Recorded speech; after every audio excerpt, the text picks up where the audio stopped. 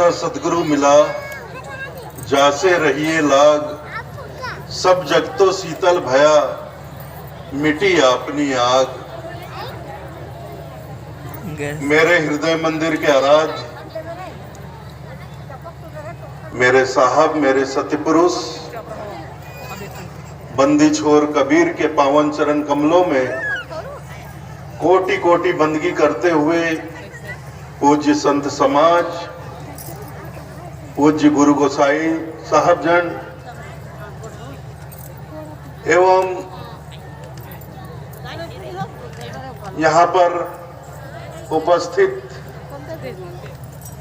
साहब के नेमी प्रेमी सभी भक्तजनों को सप्रेम साहेब बंदगी।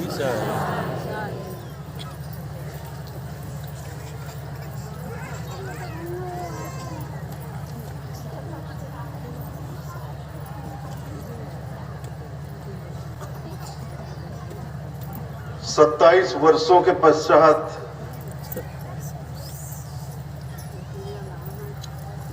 एक बार पुनः आपके इस भुरभुसी ग्राम में आने का अवसर प्राप्त हुआ है। यह साहब की बड़ी कृपा है और यह साहब की कृपा हम पर तब हुई है जब इस ग्राम की भक्तिमती माता पर्यटन दाई ने आमीन माता की भांति अपना सर्वस्व समर्पण करते हुए सद्गुरु की भक्ति की। इसके फलस्वरूप ही आज हम सबको भुरभुसी गंडई ग्राम में संत समागम समारोह का लाभ प्राप्त हो रहा है। और मैं आपको बताऊं,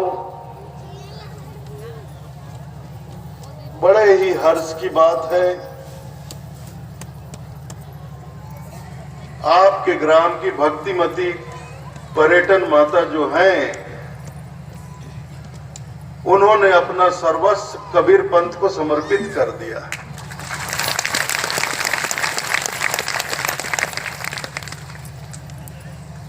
तो आप जानते हैं, आपके गांव में एक भक्त के होने से इस ग्राम के साथ साथ आसपास के अनेक ग्राम के लोगों को प्रति वर्ष इसी तिथि में संत समागम समारोह का लाभ प्राप्त होगा।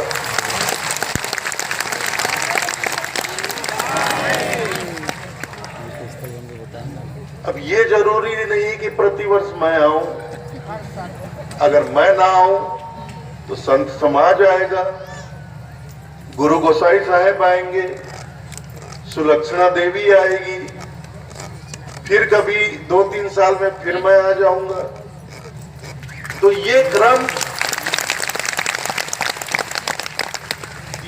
अब चलता रहेगा कि इन्होंने सारी व्यवस्था कर दी। ऐसे समारोह के लिए व्यवस्था के लिए धन की आवश्यकता पड़ती है। तो इन्होंने अपना सर्व जो भी इनकी खेती बाड़ी सब कुछ इन्होंने पंथ के लिए समर्पित कर दिया। तो उससे जो भी आवक होगी उस आवक से प्रति वर्ष आपके इस भुरभुसी गांव में सद्गुरु कबीर संत समागम समारोह होगा। और ये जिम्मेदारी इस गांव के साथ साथ आसपास जितने गांव में लगे हुए गांव में जितने कबीरपंथी साहब के भक्त हैं, उन सब की जिम्मेदारी बनती है कि वो एकजुट होकर प्रति वर्ष इस संत समागम समारोह की व्यवस्था करें। और इस संत समागम में जितने भी आसपास से लोग पधारते हैं उनकी सेवा भी करें। तो ये समझ लीजिए इस ग्राम के लिए एक बहुत बड़ी बात हो गई, बहुत बड़े सौभाग्य की बात हो गई।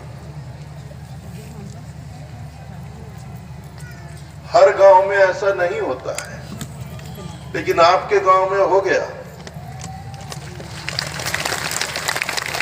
अब इसे साहब की ही प्रेरणा कहें, साहब की ही प्रेरणा कहें, साहब की कृपा हुई। अब इन्होंने भक्ति की तो साहब की कृपा हो गई। सयाने लोग कहते हैं ना, एक भक्त अपने पूरे कुल परिवार को तार देता है।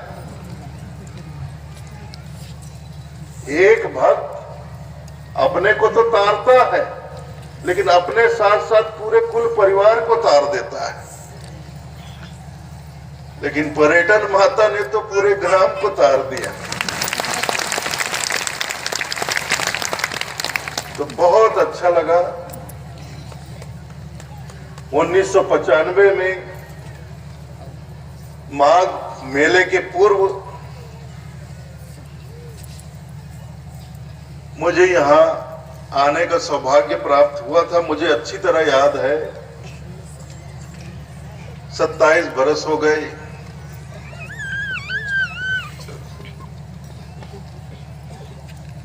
और 27 बरस के बाद पुनः एक बार आने का अवसर प्राप्त हुआ। लेकिन इस बार संत समागम का स्वरूप बहुत विशाल है, बृहद है। मुझे ऐसा लग ही नहीं रहा कि मैं भुरभुसी में बैठा हूं। मैं सच कह रहा हूं, यहाँ बैठे हुए मुझे ऐसा लग रहा है कि दामाखेड़ा का माघ मेला चल रहा है।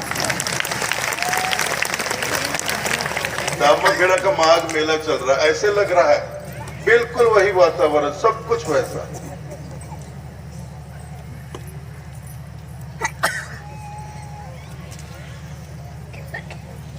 और यहाँ हमारे पूजनीय संत जन पधारे हुए हैं। आदरणीय महान श्री पर्वतदास जी साहेब, महान श्री त्रिलोकीदास जी साहेब, महान श्री माखनदास जी साहेब और भी अनेक संत महात्मा यहाँ पधारे हुए हैं। पर्वतदास साहेब ने अभी आपको सदगुरु कबीर साहब की कुछ वाणी वचन सुनाए, बहुत ही सारगर्भित, सटीक, बिल्कुल सटीक और सारगर्भित।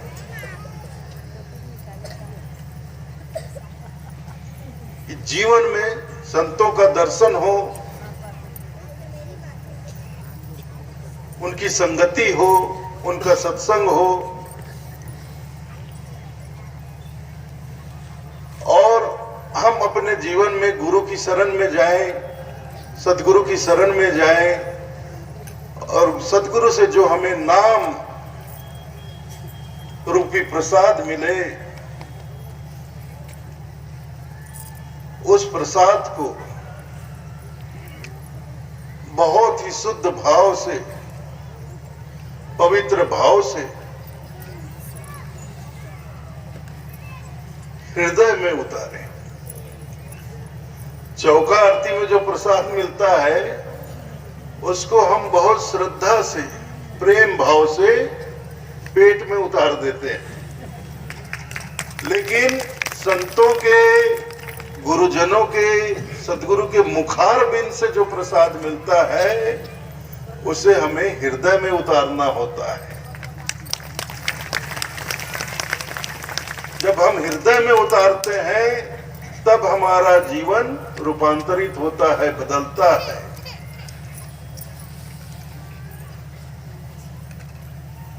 और हमारे बंदी छोर कबीर ने यही सब कुछ तो किया। 600 बरस पहले जब इस धराधाम पर पधारे उन्होंने देखा कि यह मानव समाज तो बहुत रुग्ण है, बीमार है। मानव समाज में तो बहुत सी बीमारियां फैल रही हैं। मानव समाज को बहुत सी बीमारियां लगी हुई है। कहीं संप्रदायवाद, कहीं जातिवाद, भेदभाव, ऊंच नीच, छुआछूत,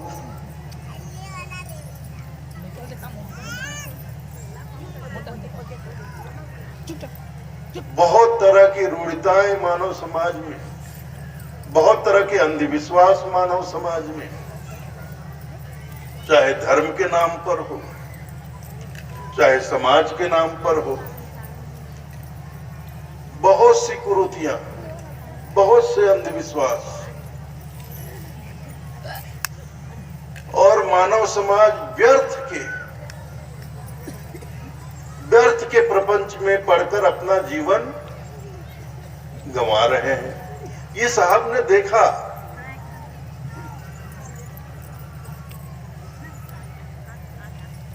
कि मानव समाज, एक तो मानव जीवन जो देवताओं के लिए भी दुर्लभ होता है, उस मानव जीवन को पाकर यह मानव अपने जीवन को व्यर्थ गंवा रहा है। अपने मानव जीवन के महत्व को समझ नहीं पा रहा है।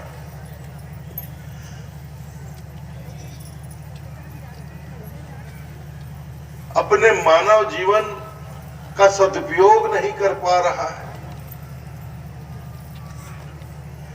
मानव जीवन व्यर्थ गंवाने के लिए नहीं है। मानव जीवन जीवन को सफल बनाने के लिए है। मानव जीवन जन्म जन्म की निद्रा को तोड़ने के लिए है। यह जो जीव अज्ञानता की नींद में पड़ा हुआ, पता नहीं कितने जन्मों से पड़ा हुआ है और इस भवसागर में भटक रहा है, एक के बाद दूसरा, दूसरे के बाद तीसरा, तीसरा चौथा, पांचवा, अनेक योनियों में भटक रहा है। कहते हैं 84 लाख योनियों में अज्ञानतावश 84 लाख योनियों में भटक रहा है इस भवसागर में।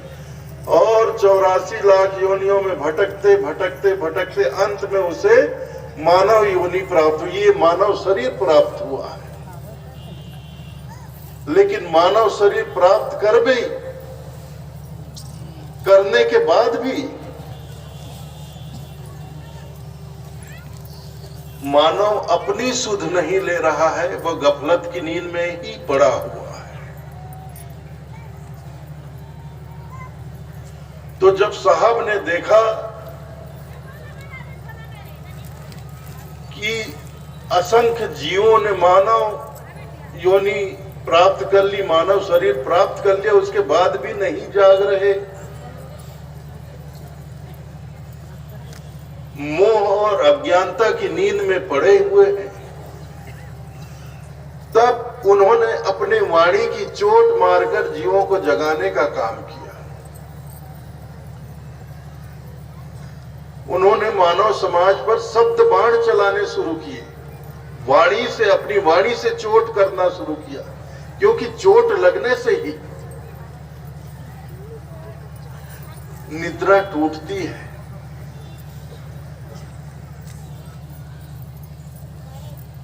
कोई आदमी सोया हुआ हो, उसे जगाना हो तो उसके पास बैठकर प्रेम से मीठी आवाज में आप लोरी गाओगे, वो कभी नहीं जागेगा, बल्कि और गहरी नींद में सो जाएगा। किसी व्यक्ति को जगाना हो, गहरी नींद से जगाना हो, तो उसे आपको झंझोड़ना पड़ता है, झंझोड़ना पड़ता है। चद्दर ओढ़ा है तो चद्दर खींच के हटाना पड़ता है, उसको पकड़कर हिलाना पड़ता है, झंझोड़ना पड़ता है कि अरे उठ जाग, अब सवेरा हो गया, दिन चढ़ गया, तू अभी तक सो रहा है, जाग। तो जब झंझोड़ा जाता है तब उसकी निद्रा टूटती है। इसलिए सदगुरु कबीर साहब ने मानव समाज को, सोए हुए मानव समाज को जगाने के लिए शब्द बाण चलाया। शब्द बाण की चोट मारना उन्होंने प्रारंभ किया और वाणी की चोट से जीवों को जगाने का काम किया। तो सदगुरु के वाणी वचन जिसके हृदय में लगे वो जीव तो अज्ञानता और मोह की निद्रा से जाग गया। लेकिन जो जीव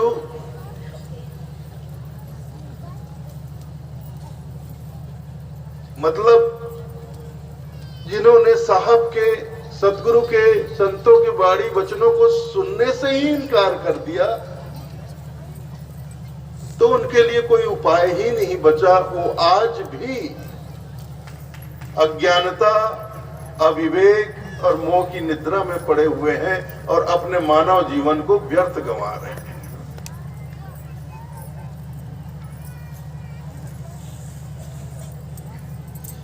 तो हमें अपने मानव जीवन के महत्व को समझना होगा।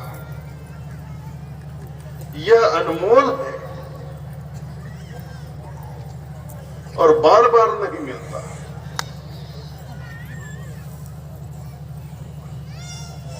साहब कहते हैं मानुष ऐसा जिए रहा मिले न दूजी बार।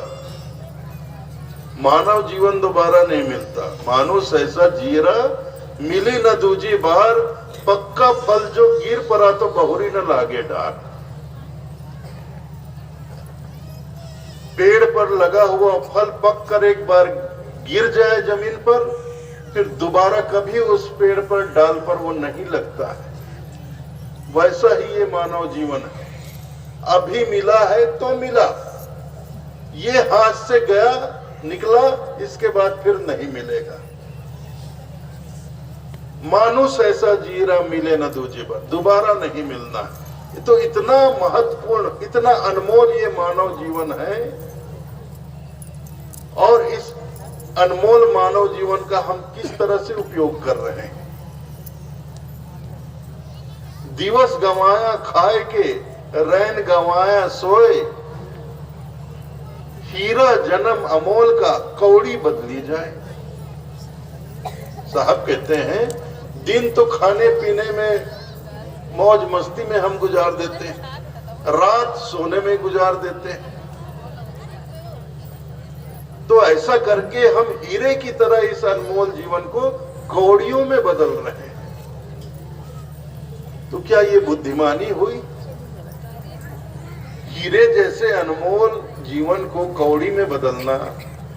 आपके पास हीरा हो, आपके पास हीरा हो और आप उसे किसी से कौड़ी में बदली कर ले, ये हीरा तू रख ले, कौड़ी मुझे दे दे, ये समझदारी होगी क्या? समझदारी होगी क्या? आप बताइए। आप कितने घाटे का सौदा कर रहे हैं। हीरा देकर कौड़ियों को प्राप्त कर रहे हैं। तो यह अनमोल हीरे की जैसा मानव जीवन इस संसार के पीछे भागकर गंवा रहे हैं, छोटी छोटी चीजों के पीछे भागकर गंवा रहे हैं। जबकि यह मानव जीवन मिला है कि हम जाग जाएं और अपने जीवन को सफल कर लें। इसलिए साहब निर्देश देते हैं, आदेश देते हैं। कम से कम जो साहब की शरण में है, जो कबीरपंथी हैं, उनके लिए तो सदगुरु कबीर साहब के वचन आदेश ही हैं। और जो कबीर पंथ में नहीं है तो कम से कम उनके लिए एक निवेदन ही है। आदेश नहीं तो निवेदन है, जो कबीर पंथ में नहीं है। लेकिन कबीर पंथियों के लिए तो साहब का एक एक वचन हमारे लिए आदेश, उनकी आज्ञा है, हमारे सदगुरु की आज्ञा है। तो हमारे साहब हमें आज्ञा देते हैं, काग गमन गति छाड़ के हंस गमन गति चले आओ। कागा का जीवन छोड़कर हंस की गति में आओ। सकलो दुर्मति दूर कर, साहब कहते हैं सकलो दुर्मति दूर कर, जीवन सफल बनाओ और काग गमन गति छाड़कर हंस गमन गति आओ। तो ये मानव जीवन सफल कैसे होगा? सकलो दुर्मति दूर कर जीवन सफल बनाओ। जीवन के तमाम विकारों को, अपनी दुर्बुद्धि को, अपनी कुमति को, मन में बसे हुए विकारों को, अपने जीवन के तमाम दुर्गुणों को जब तक हम अपने से दूर नहीं करेंगे तब तक हमारा जीवन सफल नहीं होगा। इसलिए साहब कहते हैं सकलो दुर्मति दूर कर जीवन सफल बनाओ, काग गमन गति छाड़कर हंस गमन गति आओ। ये कागा का जीवन छोड़ो और हंस गति में आ जाओ। हंस गति में हम आएंगे तभी अपने दुर्गुणों को अपने से, अपने जीवन से दूर कर पाएंगे। इसके अलावा कोई चारा नहीं। तो हंस गति में हम कब आएंगे? जब हमारा विवेक जागेगा। यह जीव जो मोह की निद्रा में अनंत जन्मों से पड़ा हुआ है, इस जीव की मोह की निद्रा टूटेगी, उसका विवेक जागेगा, तब वह हंस की गति में आएगा। विवेक ही तो हंस का गुण है। हमारे कबीरपंथ के ग्रंथों में जीवों को, सभी जीवों को नहीं, जो जागा हुआ जीव हो, जिसका विवेक जागा हुआ, उसको हंसा कहा गया है। और जो जीव निद्रा में है, जिनका विवेक नहीं जागा, उन्हें साहब ने कागा कहा। इस संसार में दो तरह के जीव हैं, एक जिनका विवेक जागा हुआ है, दूसरे जिनका विवेक सोया हुआ है। ग्रंथों में धर्मदास जी साहब को संबोधित करते हुए साहब की एक वाणी भी है, भवजल में बहुकाग है। साहब कहते हैं भवजल में बहुकाग है, कोई कोई हंस हमार, कहे कबीर धर्मदास से खेई उतारो पार। भवजल में, इस संसार में बहुकाग है, काग ज्यादा है, कोई कोई हंस हमार। हंसा तो कोई कोई है, और जो हंस है वो मेरे हैं। जिसका विवेक जाग जाता है वो साहब का हो जाता है, फिर वो संसार का नहीं रहता है। और जो काग है वो साहब के नहीं होते, वो संसार के होते हैं, संसार के प्रपंच में पड़े रहते हैं। और जिनका विवेक जाग जाता है वो संसार का प्रपंच त्याग कर साहब की भक्ति में लग जाते हैं, साहब की भजन में लग जाते हैं, साहब से प्राप्त, सदगुरु से प्राप्त नाम के सुमरन में लग जाते हैं। इसलिए साहब कहते हैं कोई कोई हंस हमार।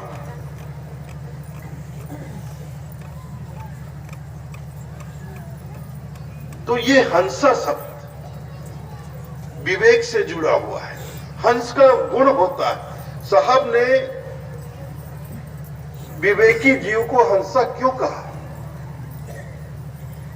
क्योंकि हंसा का एक गुण होता है, हंसा नीर छीर का विवेक करता है। दूध में पानी मिलाकर हंसा को दे दो तो दूध दूध पी जाएगा, पानी छोड़ देगा, पानी अलग कर देगा। तो ये एक परख होती है उसके अंदर, परख होती है। वो नीर छीर का विवेक करता है, सत्य असत्य का विवेक करता है, सार असार का विवेक करता है, उचित अनुचित का विवेक करता है। तो जो ये कार्य कर सकता है, विवेक कर सकता है, वही अपने जीवन से बुराइयों को, दुर्गुणों को दूर करेगा और सद्गुणों को धारण करेगा।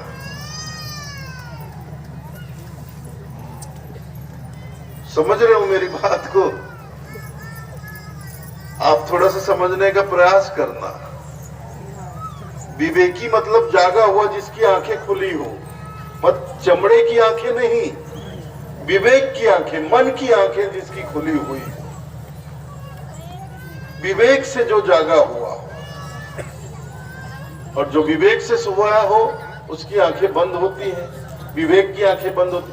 अच्छा, एक बात सीधे से मैं बोलता हूं कि आपके आंख में पट्टी बांध दिया जाए, आपके आंखों पर पट्टी बांध दी जाए और आपको थाली में चावल दे दिया जाए कि इसे अमनिया करो, चावल अमनिया करो, या दाल दे दिया जाए, ये अनाज है अमनिया करो, इसको साफ करो, और आपके आंख में पट्टी बंधी, आप देख नहीं सकते। तो अनाज में जो कचरा मिला हुआ है, कंकड़ पत्थर मिले हुए हैं, तो उसको आप अनाज से अलग कैसे करेंगे, दूर कैसे करेंगे? कर सकते हैं? नहीं कर सकते। लेकिन आपकी आंखों से पट्टी हटा दी जाए, आपकी आंखें खुल जाए, तो आप अनाज में से एक एक कचरे को, एक एक कंकड़ पत्थर को चुन चुन कर अलग कर सकते हैं। तो जब तक हमारी विवेक की आंखें बंद हैं, हम अपने जीवन का, अपने आप को हम निमार नहीं पाते, कभी नहीं निमार पाएंगे। हम खुद को देख ही नहीं पाएंगे, आंख ही बंद है। अगर मन की आंखें बंद है, विवेक की आंखें बंद है, तो हम खुद को कभी देख ही नहीं पाएंगे। चमड़े की आंख, ये जो चमड़े की आंख है, इससे खुद को नहीं देखा जा सकता, दूसरों को देखा जा सकता है, संसार को देखा जा सकता है, लेकिन खुद को नहीं देखा जा सकता। खुद को देखने के लिए जरूरी है कि हमारी विवेक की आंखें, मन की आंखें खुले, तब हम खुद को देख पाएंगे। इन आंखों से, चमड़े की आंखों से हम दूसरों को देखते हैं और दूसरों की बुराइयां गिनते रहते हैं दिन भर। अरे वो तो ऐसा करता है, उसके अंदर ये बुराई है, उसके अंदर ये बुराई है, वो उसने ऐसा किया, उसने ऐसा किया, सदा दूसरों की बुराई। खुद का पता नहीं, खुद का कोई होश नहीं। दिन भर हम दूसरों के बारे में बात करते रहते हैं। अरे उस आदमी ने ऐसा कर दिया, बड़ा गलत आदमी है, वो आदमी ऐसा करता है, वो ऐसा करता है, ये ऐसा करता है। दिन भर दूसरे की बुराइयां गिनाते रहते हैं, गिनते रहते हैं, गिनाते रहते हैं, लोगों को बताते रहते हैं। इसी को कहते हैं चुगली, निंदाचारी।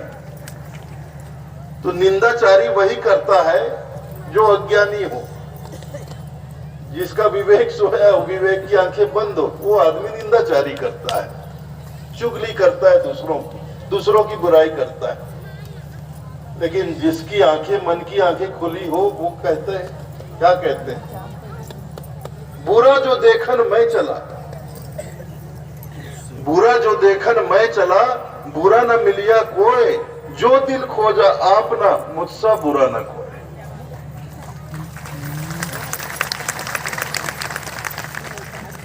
तो ऐसे तो कोई विवेकी हो, कोई ज्ञानी हो, वही कह सकता है।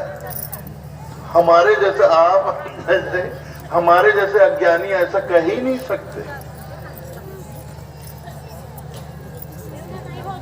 जो ज्ञानी होते हैं, विवेकी होते हैं, वो खुद के अंतर झांकते हैं, दूसरों की बुराइयां नहीं देखते, अपने भीतर देखते हैं, अपने मन को देखते हैं, अपने मन का निरीक्षण करते हैं, परीक्षण करते हैं, फिर अंत में समीक्षा भी करते हैं।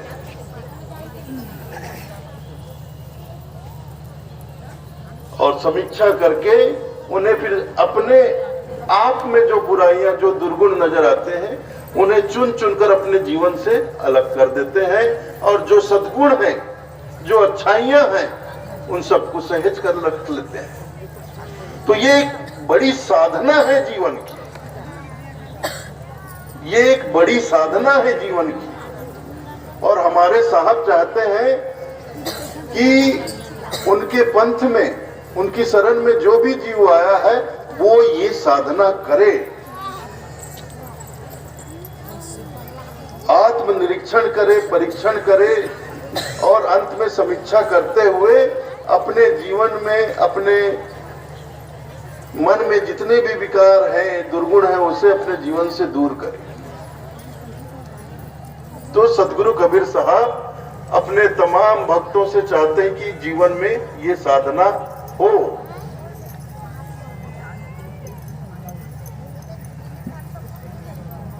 तो हम सबको अगर साहब की शरण में आए हैं तो ये साधना करनी पड़ेगी, लेकिन हम नहीं करते, हम जाग ही नहीं पाते, विवेक की आंखें खोल ही नहीं पाते, तो दूसरों को ही देखते रहते हैं, दूसरों को ही बुराइयां देखते रहते हैं, गिनते रहते हैं।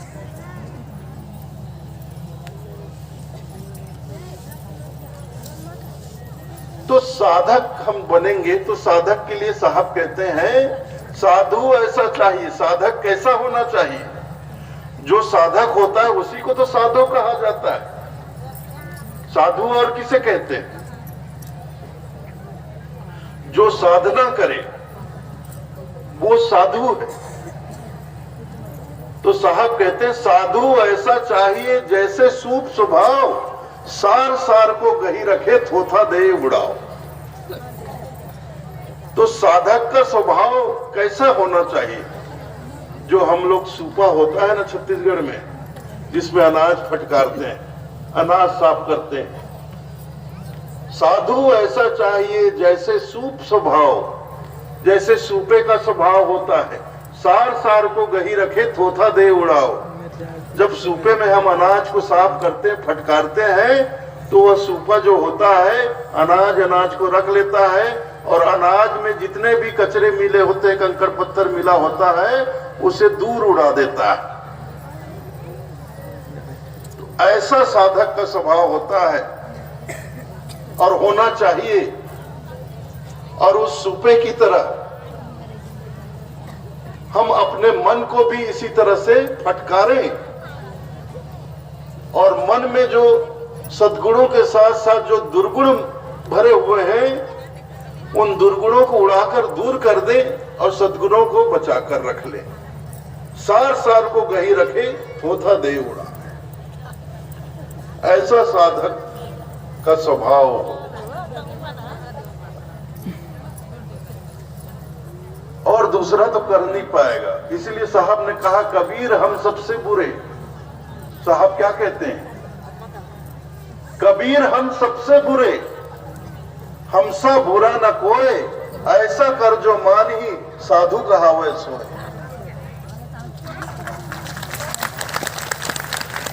सच्चा साधक कौन कहला सकता है?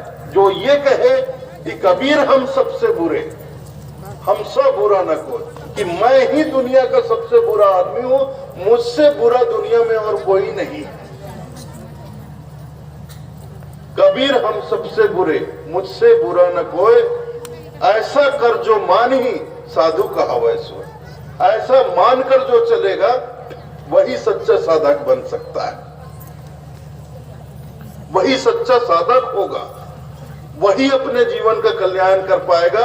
अपने जीवन के तमाम बुराइयों को, कुरीतियों को, दुर्गुणों को, दुर्मतियों को दूर करके जीवन सफल कर लेगा। तो यही हमारे सदगुरु की आज्ञा हो रही। सकलो दुर्मति दूर कर जीवन सफल बनाओ, काग गवन गति छाड़ कर हंस गवन गति आओ। तो कागा का जीवन हमने बहुत जी लिया, कागा के गति में हम बहुत रह लिए, कागा का चाल हम बहुत चल लिए। अब हमें कागा का चाल चलन छोड़कर हंस के गति में आ जाना है, साहब का हंस बन जाना है, विवेकी बन जाना है। अपने विवेक को जगा लेना है और अपने जीवन के दुर्गुणों को दूर करके अपने जीवन को सफल बना लेना है। नहीं तो कबीर पंथ में आने का कोई मतलब नहीं। अगर ऐसा हम नहीं करते हैं तो कबीर पंथ में आने का कोई मतलब ही नहीं। कबीर पंथ में आकर भी हम पहले की तरह ही अपना जीवन बिता रहे हैं। वही दुनिया का प्रपंच, वही सारा ढकोसला, वही सब कुरीतियों में पड़े रहना, वही सब आडंबरों में पड़े रहना, जीवन में भेदभाव भरा रहना, कहीं संप्रदायों का भेदभाव, कहीं जाति का भेदभाव, कहीं कबीरपंथी गैर कबीरपंथी का भेदभाव। भेदभाव को तो हमारे सदगुरु बिल्कुल ही स्वीकार नहीं करते। सदगुरु तो मानव के बीच जितने भी भेदभाव की दीवारें खड़ी है, उन तमाम दीवारों को वो गिरा देना चाहते थे। मानव के बीच जितनी खाइयां खुदी हुई हैं, उन तमाम खाइयों को वो पाट देना चाहते थे। साहब चाहते थे कि मानव को मानव की दृष्टि से देखे, ना कि जाति धर्म संप्रदाय की दृष्टि से देखे।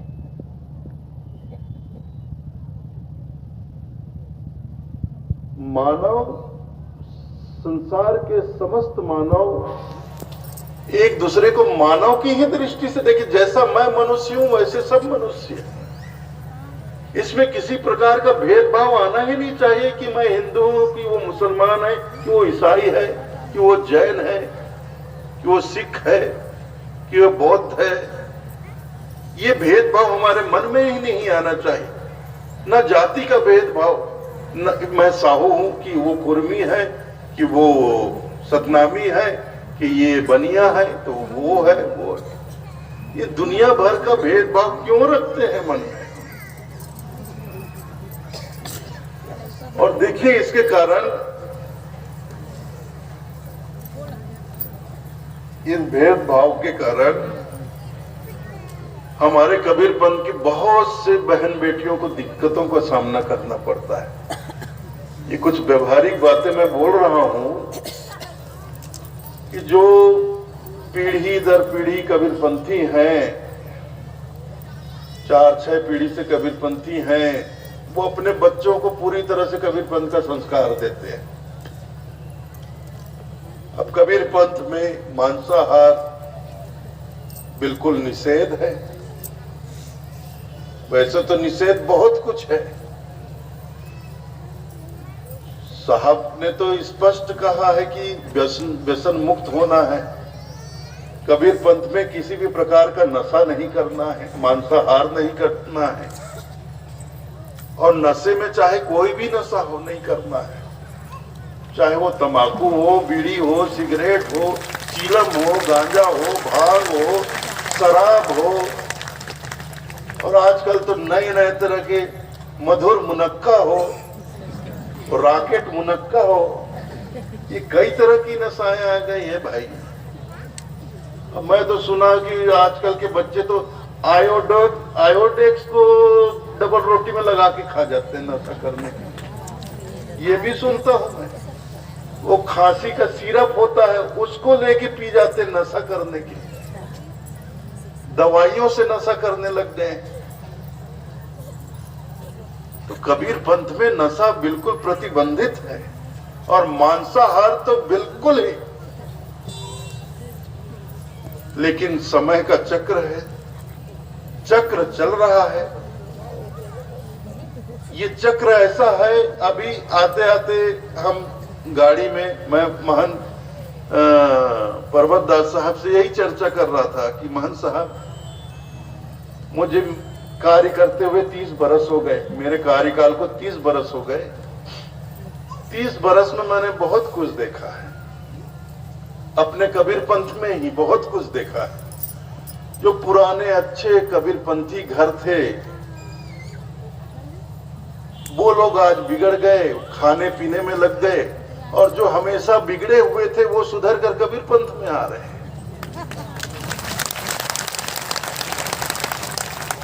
मतलब 4-4, 5-5 पीढ़ी के कबीरपंथी थे, अच्छे कबीरपंथी थे। आज नई पीढ़ी के उनके बच्चे खाने पीने में लग गए, वो बिगड़ रहे।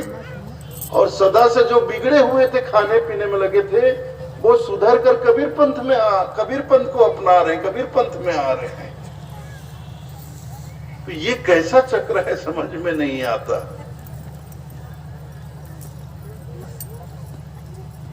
तो मैं तमाम हमारे भाइयों बहनों से, बुजुर्गों से, नौजवान साथियों से और बच्चों से, अपनी बहनों से, और बेटियां हैं हमारी, माताएं हैं हमारी, सबसे निवेदन करता हूं, या तो कबीर पंथ में आओ मत। अगर आ गए कबीर पंथ में तो साहब की जो आज्ञा हो रही है, साहब जो हमें उपदेश दे रहे हैं, साहब जो हमें शिक्षा दे रहे हैं, साहब जो हमें मार्ग बतला रहे हैं, उस मार्ग पर दृढ़ता से चलें, दृढ़ता पूर्वक चलें और अपने साहब, अपने सदगुरु बंदी छोर कबीर के एक एक वचनों का जीवन में दृढ़ता पूर्वक पालन करें। ना किसी दबाव में आए, ना किसी तकलीफ से डरे, ना किसी कष्ट से घबराए। साहब के पंथ में निर्भीक होकर आए। आना कबीर पंथ में ये खाला का घर नहीं, आते हैं कोई सुरनर जिन्हें दुनिया का डर नहीं। अगर कबीर पंथ में आना है तो निर्भीक होकर आओ, पूरी बहादुरी से आओ, दृढ़ संकल्प के साथ आओ। ये कबीर पंथ जो है ये कायर डरपोक लोगों का पंथ नहीं है। आना कबीर पंथ में ये खाला का घर नहीं। खाला मुसलमान लोग मौसी को कहते हैं। कबीर पंथ को मौसी का, रिश्तेदारों का घर समझकर मत आ जाना। रिश्तेदारों के घर जाके हम कुछ भी मनमानी करते हैं, हमें कोई रोकने टोकने वाला नहीं, कोई बोलने वाला नहीं। चाहे मामा के घर जाए, चाहे मौसी के घर जाए, चाहे जैसी मनमानी करते रहते हैं वहां जाकर, कोई हमें रोकता नहीं, बोलता नहीं, टोकता नहीं। लेकिन कबीर पंथ खाला का घर नहीं, मौसी का घर नहीं, मामा घर नहीं है। आना कबीर पंथ में खाला का घर नहीं, आते हैं कोई सुरनर। सुरनर मतलब वीर, बहादुर लोग, सूरवीर लोग। इनका ये पंथ है, सूरवीर लोगों का ये पंथ है, जो दृढ़ता पूर्वक इस पंथ में आए और दृढ़ता पूर्वक अपने साहब के पंथ को, कबीर पंथ को अपनाकर दृढ़ भाव से, पूरी दृढ़ता से पंथ को अपनाकर, साहब के एक एक वचनों को अपनाकर साहब के बतलाए हुए रास्ते पर चले। और साहब का मार्ग इतना सुगम नहीं है, सुगम नहीं है। साहब कहते हैं पंथ हमार खाड़े की धारा, दृढ़ होए गहे सो उतरे पारा। सतगुरु कबीर साहब कहते हैं पंथ हमार खाड़े की धारा, मेरा पंथ तलवार की धार है। खाड़े की धारा, खाड़ के मतलब तलवार की धार, मेरा पंथ तलवार की धार है, दृढ़ होए गहे सो उतरे पारा। जो दृढ़ होकर मेरे पंथ को ग्रहण करेगा, अपनाएगा, वही पार उतरेगा। और जो लचर पचर करते हुए इस पंथ में आएगा, वो तो तलवार की धार पर चल ही नहीं पाएगा। वो तो छोटी छोटी बातों पर रोता रहेगा, छोटी छोटी बातों की शिकायत करता रहेगा कि हमारे साथ ऐसा हो गया, हमारे साथ ऐसा हो गया, हमारे साथ उसने ऐसा कर दिया, हमारे साथ उसने ऐसा कर दिया। समाज वाले हमें परेशान कर रहे हैं, कि वो समाज वाले हमें परेशान कर रहे हैं, कि गैर कबीरपंथी हमें परेशान कर रहे हैं। नहीं, फिर कोई मतलब ही नहीं हुआ आपके कबीर पंथ में आने का। आप सिर्फ भीड़ बढ़ा दिए हो और कुछ नहीं है, इससे ज्यादा कुछ नहीं। आप भीड़ बढ़ा दिए हो। आना है तो पूरी दृढ़ता से आओ, संकल्प के साथ आओ कि मैं कबीर पंथ को पूरी दृढ़ता से अपनाऊंगा, चाहे मेरी जान क्यों न चली जाए। पर्वतदास साहब ने कहा ना, चाहे हमें अपनी जान भी खपाना पड़े, जान भी गंवानी पड़े, तो भी हम अपने मार्ग से, अपने कबीर पंथ साहब के बतलाए हुए मार्ग से डिगेंगे नहीं, पूरी दृढ़ता से चलेंगे। कुछ लोग शिकायत करते हैं कि जैसे गांव में मड़ई मातर होता है तो पूरे गांव से चंदा लिया जाता है। साहब हम लोगों से भी चंदा मांगते हैं, तो लेकिन मड़ई मातर में बलि चढ़ाई जाती है, बकरा काटा जाता है, तो हम चंदा देंगे तो पाप तो हमको भी बिल्कुल लगेगा, 100% पाप लगेगा। साहब ने स्पष्ट कहा है, जीव मत मारो बापुरा, सब घट एकै प्राण, जीव हत्या छूटे नहीं कोटिन सुनो पुराण। अगर ऐसे कार्यों में आप किसी भी तरह का सहयोग देते हैं तो पूरी तरह से उस हत्या का पाप, जीव हत्या का पाप आपको भी लगेगा और वो फिर जीवन में कभी छूटेगा नहीं। और अगर लोग बोलते हैं कि अगर तुम्हें गांव में रहना है तो सहयोग करना ही पड़ेगा, नहीं तो तुम्हें बिरादरी से अलग कर दिया जाएगा, समाज से अलग कर दिया जाएगा, गांव से बहिष्कृत कर दिया जाएगा, तो आते हैं कोई सुरनर जिसे दुनिया का डर नहीं, तो ऐसे लोगों को बोले तुम क्या बहिष्कृत करोगे, मैं तुमको बहिष्कार करता हूं।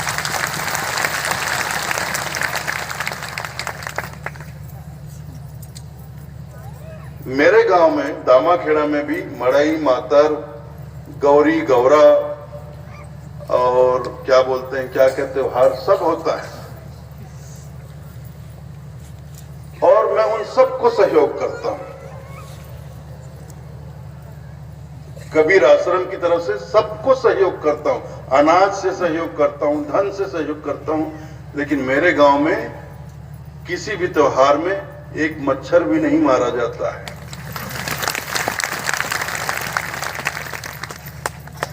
लेकिन पता नहीं भाई क्या हो गया है लोगों को, ये कैसा पागलपन सवार हो गया है।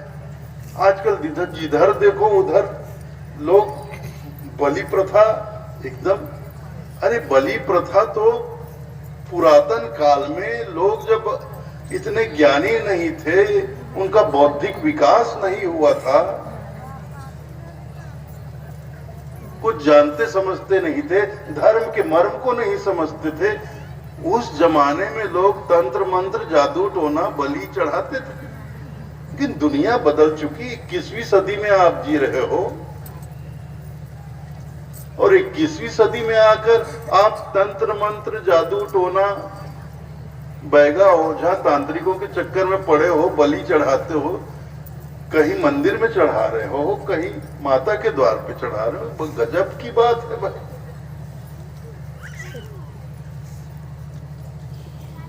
और ऊपर से कहते हो ये तो भगवान की मांग है, ये तो माता की मांग है। क्यों भाई, वो तुम्हारा भगवान भिखारी है क्या है? ऐसी बोला जाता है ना, ये तो भगवान की मांग है। कोई बकरा चढ़ाता है, मंदिर के सामने उस बकरे को पकड़ के एक आदमी बकरे की गर्दन रस्सी बांध खींच के खड़ा होता है और दूसरा आदमी गंडासा चलाता है, एक बार में उसका सिर धड़ से अलग। हजारों बकरे। अभी बेमेतरा जिला में देखो,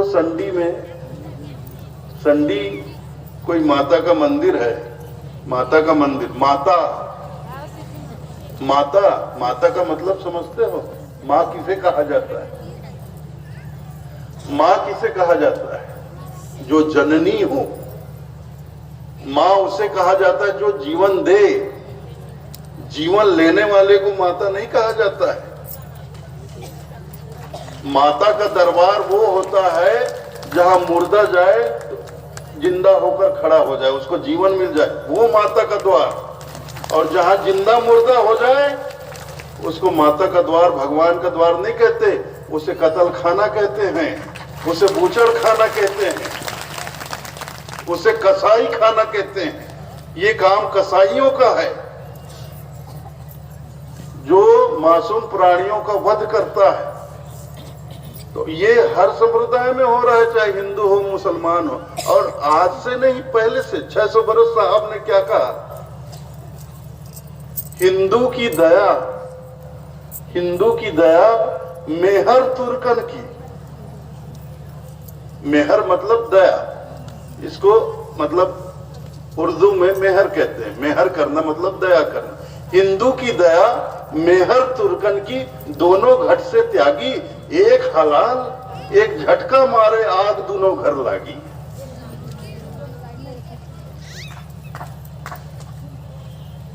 हिंदू भी भटका हुआ है, मुसलमान भी भटका हुआ है। हिंदू ने भी दया का त्याग कर रखा है। और देखो,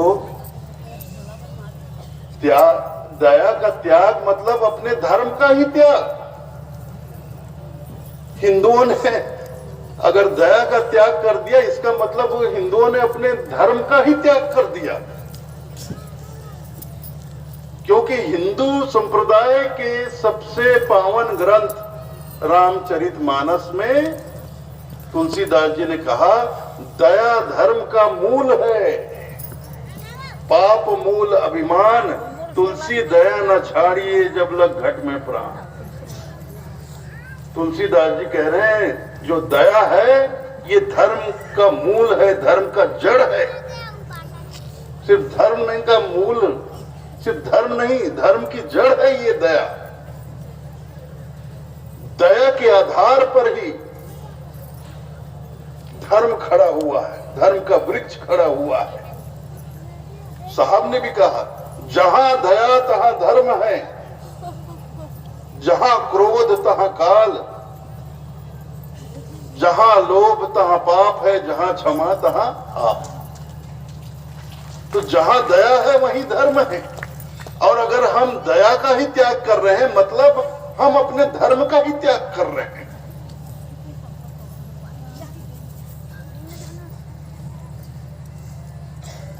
भाई देखो, ये तुलसीदास जी के वचन है कि नहीं रामचरितमानस में, दया धर्म का मूल है।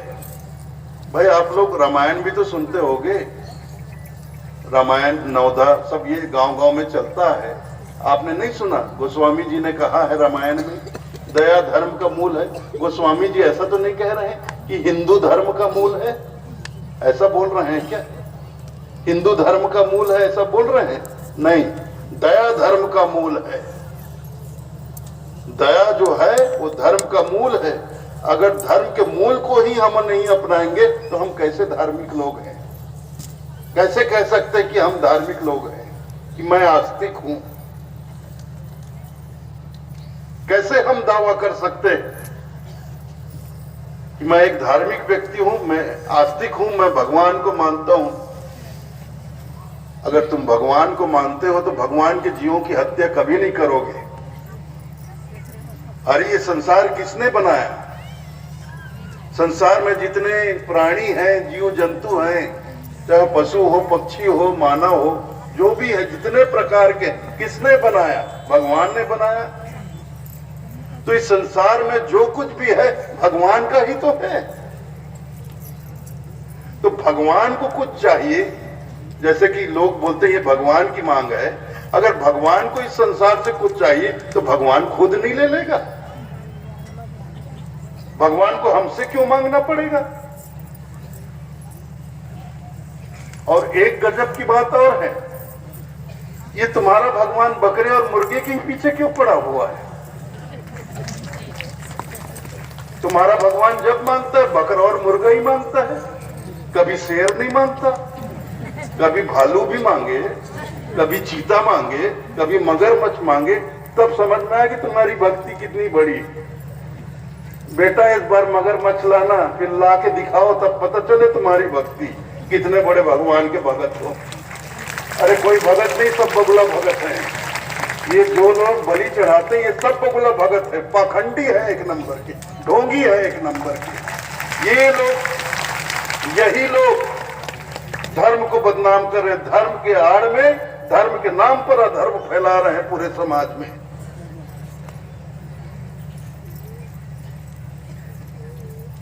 मां की मांग, मां जननी, जीवन देने वाली, जो जीवन दे उसके दर पे, उसके दरवाजे पे किसी का जीवन छीन लेते हो और सोचते हो कि माता मुझ पर प्रसन्न हो जाएगी। कैसे प्रसन्न हो जाएगी? वो जीव भी तो उसी माता का जना हुआ है। हमें किसने जना? माता ने जना। तो उस जीव को किसने जना? बकरे को किसने जना? मुर्गे को किसने जना? उसको भी मां ने ही तो जना। संसार के जो पालनहार हैं वही तो सबको जन्म दे रहे हैं।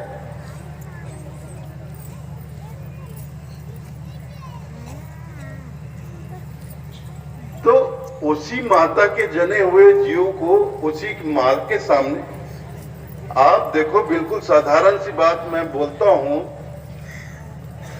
आदमी जो है, लोग यहाँ पे महिलाएं हैं, महिलाएं माताएं हैं, इसके छोटे छोटे बच्चे हैं, बेटे हैं, बेटियां।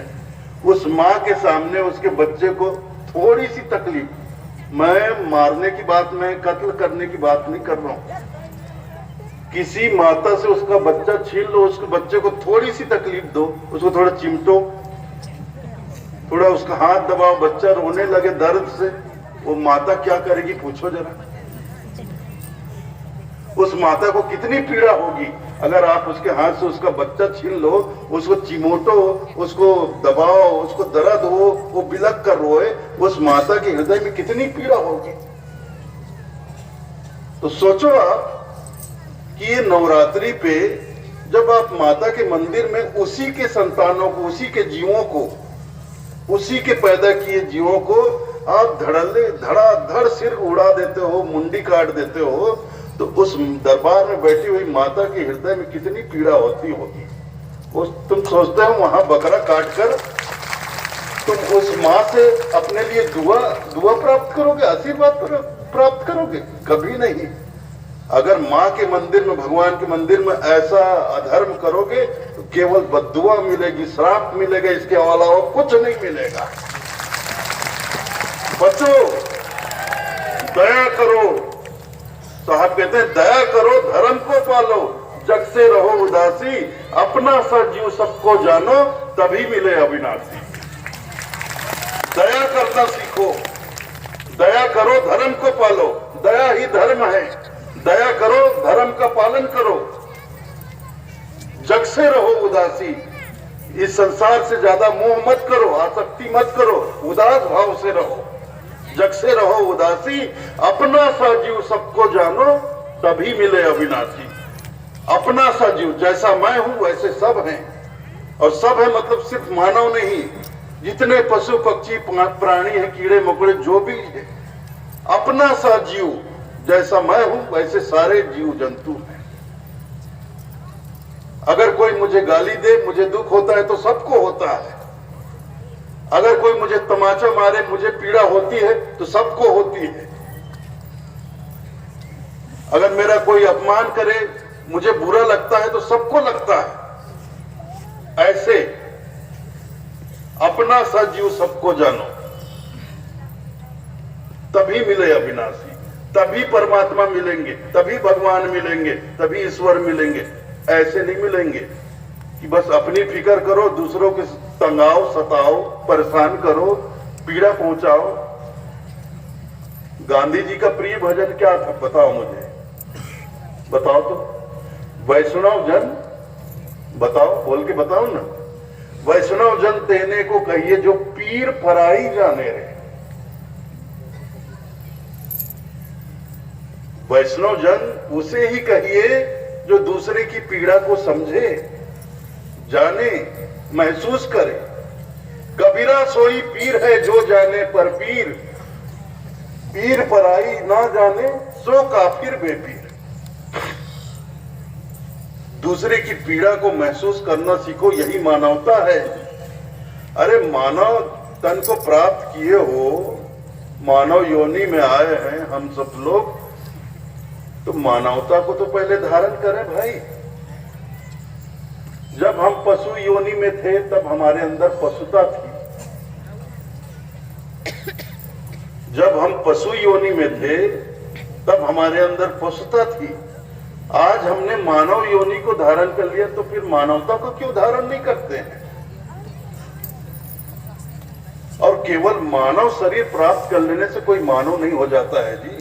जब तक हमारे भीतर मानवता का संचार नहीं होगा तब तक हम किसी अर्थ में मानव नहीं हैं। जब तक हमारे अंदर इंसानियत नहीं आएगी हम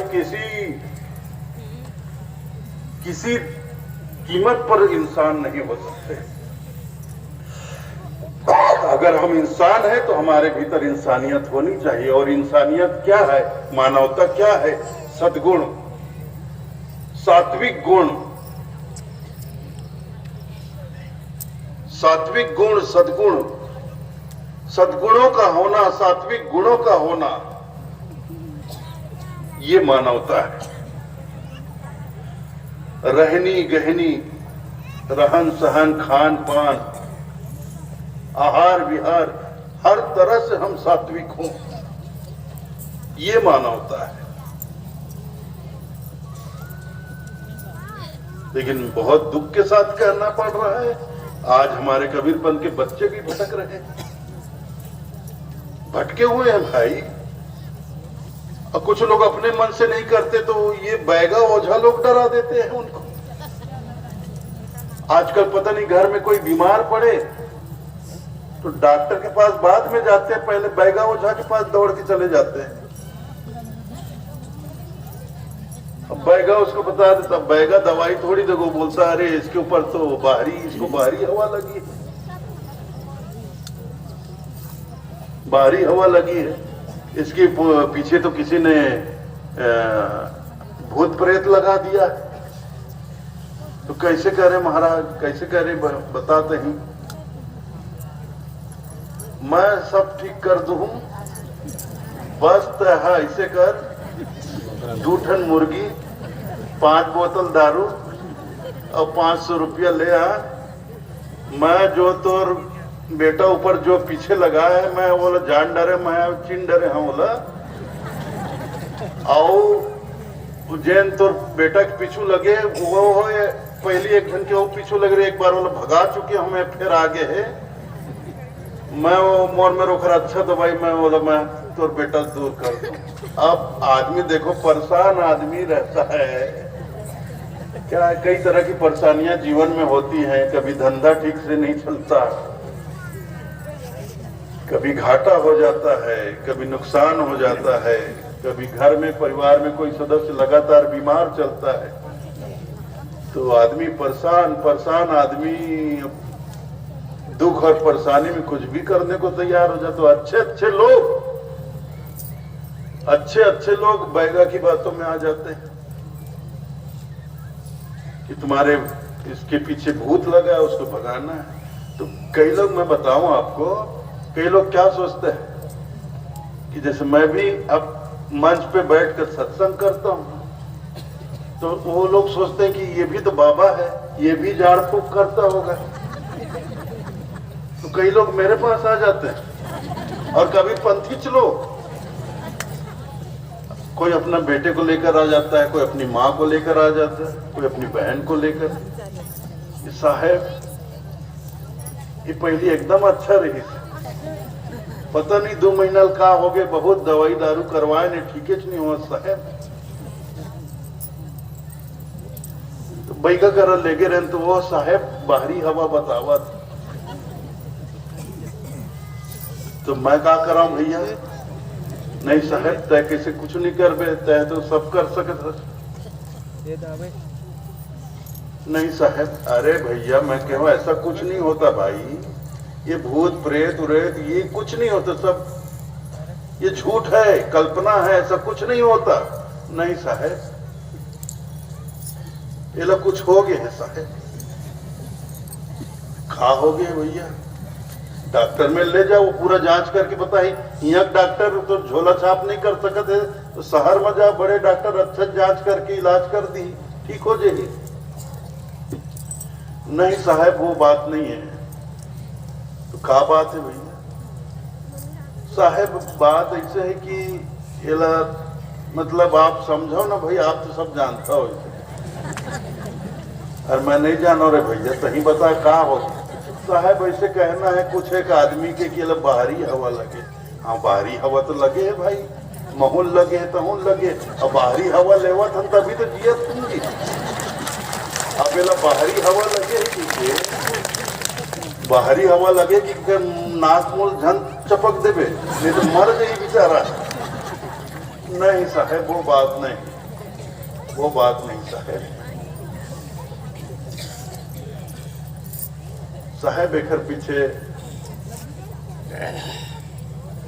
एकर शरीर में आत्मा घुसर गए साहेब। बिल्कुल, तोरो शरीर में आत्मा है, मोरो शरीर में, सबके शरीर में आत्मा, तभी तो जिया समझी। बिना आत्मा के कोई शरीर है चलते फिरते का? नहीं साहेब, एकर आत्मा तो है, एक आत्मा घुसर गई। गजब बात करता यार। सियान मन की थे एक म्यान में दो तलवार नहीं आ सके थे कि तसे एक ठन शरीर में दो ठन आत्मा, ऐसे कैसे हो सकत भैया? नहीं साहब, आप मजाक झन बनाओ साहेब, वो बहुत शैतान आत्मा है साहेब। तो तय कौन से शरीफ आत्मा है भैया? तोर अंदर कस शराफत है, तय दुनिया में शैतानी नहीं करस, तय दूसर के बारे में गलत नहीं सोचत, दूसर के नुकसान नहीं करस, तय जिंदगी में कोई शैतानी नहीं करे, तो शैतान आत्मा भैया। नहीं साहेब, आप समझत नहीं हो, ये भटके हुए आत्मा है साहेब।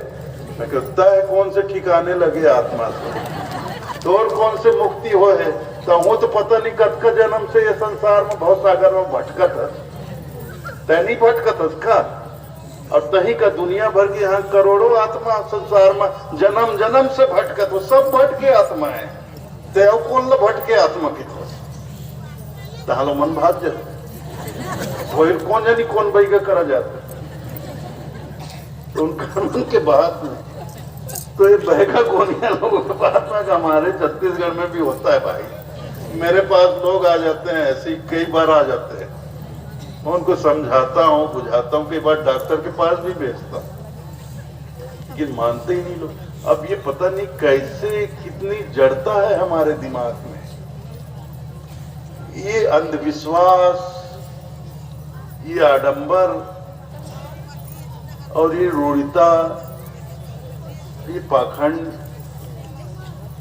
की जड़ सदियों सदियों से हमारे मन मस्तिष्क, इसकी जड़ मन मस्तिष्क में इतने गहरे तक उतरी हुई है कि कभी कभी समझ में नहीं आता कि ये जड़ कब निकलेगी बाहर, कितना समय लगेगा इसको निकलने में।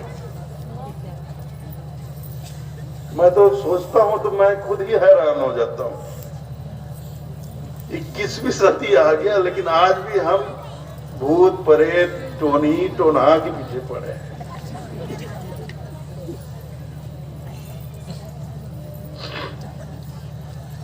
बहुत लोग दावा करते हैं भूत, आज ये मन से मैं चैलेंज कर रहा हूं, आज इस मन से मैं चैलेंज कर रहा हूं। कोई मेरे को भूत, ये बैगा लोग बोलते हैं भूत हम मोर में काबू में करके रखे हो, ये तो दुनिया। कोई आपका जिस बैगों को आप मानते हो बैगा मेरे को भूत दिखाते, 10 लाख रुपया नगद उसी टाइम दूंगा।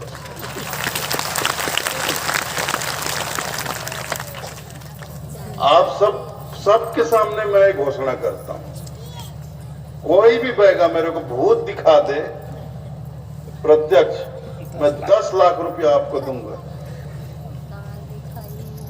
फिर वो बैगा के साथ आप बांट लेना। अब कितना आपको रखना है आप रख लेना, जितना उसको देना है उसको दे देना, लेकिन मेरे को दिखाओ तो सही, दिखाओ ना जी। अगर बैगा लोगों के पास, तांत्रिक ओझा लोगों के पास ऐसी ताकत होती कि बैठे बैठे घर में नींबू काट देने से, बकरा काट देने से, दारू चढ़ा देने से अजीब टाइप का वो बना लेते हैं, और वो ऐसा सब त्रिशूल उर्सुल खोपड़ी उपड़ी हड्डी, ये करने से दूर कहीं किसी पर प्रभाव पड़ता हो तो ऐसे लोगों तो केंद्र सरकार अपने इसमें रखे, मतलब देश की सुरक्षा विभाग में रखे, ताकि वहां दिल्ली में बैठकर, ऑफिस के अंदर बैठकर ये लोग पाकिस्तान के आतंकियों के ऊपर जादू टोना करें, उनको घुसने से पहले ही नहीं का नहीं भाई, ठीक बोल रहा हूं ना। तो अगर सच में ऐसा होता तो ये तो बहुत बड़े बड़े पोस्ट में होते हैं लोग, भयानक तनख्वाह मिलती इनको। तो सरकार हर तरह की सुविधा देती, फिर ये 500-400 रुपए के लिए ऐसे गांव के भोले भाले लोगों को थोड़ी बेवकूफ बनाते हैं। अरे कुछ नहीं होता भाई, जागो जागो जागो, ये मानव जीवन जागने के लिए है, अपना जीवन सफल बनाने के लिए है। तो साहब की आज्ञा को समझिए आप लोग, कबीरपंथी लोग, और जो कबीरपंथी नहीं है वो साहब के निवेदन को समझिए। सकलो दुर्मति दूर कर जीवन सफल बनाओ, काग गमन गति छोड़कर हंस गमन गति आओ। कागा का जीवन बहुत जी लिए, कागा के चाल चलन में बहुत रह लिए, अब कागा का चाल चलन छोड़कर हंस के चाल चलन में आ जाओ, और हंस के चाल चलन में आकर मानसरोवर की ओर उड़ चलो, अपने लोक की ओर चले चलो। जो हंस होता है वो ताल तलैया में थोड़ी डोलता है। ताल तलैया संसार में तो कागा कांव कांव करता है, कोलाहल करता है। हंसा तो मानसरोवर पहुंच जाता है, वहां किलोल करता है, आनंद मनाता है। तो जो हंस गति में आ जाएगा वो संसार का तमाम प्रबंध छोड़कर, आडंबर छोड़कर, अपने साहब के, अपने सदगुरु के, अपने परमात्मा के ध्यान में लीन हो जाएगा, ब्रह्म लीन हो जाएगा।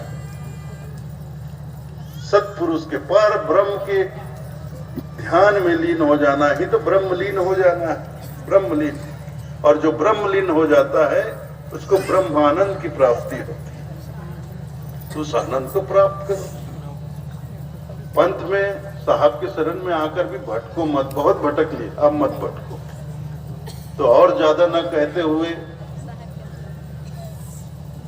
मैं आपसे कहना चाहूंगा कि आप लोगों ने मेरी बातें बहुत ध्यानपूर्वक सुनी, बहुत प्रेम पूर्वक सुनी। इसके लिए मैं आप सभी लोगों का हृदय से आभारी हूं, और मैं आपकी ग्राम की भक्तिमती माता पर्यटन दाई को बहुत हृदय से सप्रेम साहेब बंदगी कहता हूं।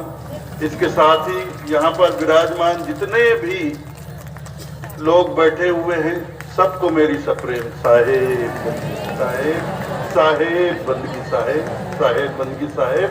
फिर कभी अवसर मिलेगा जब साहेब की कृपा होगी आगे, मैं फिर आऊंगा, फिर इसी तरह बैठकर आप लोगों से चर्चा करूंगा। तब तक के लिए मुझे आज्ञा दीजिए। साहेब बंदगी।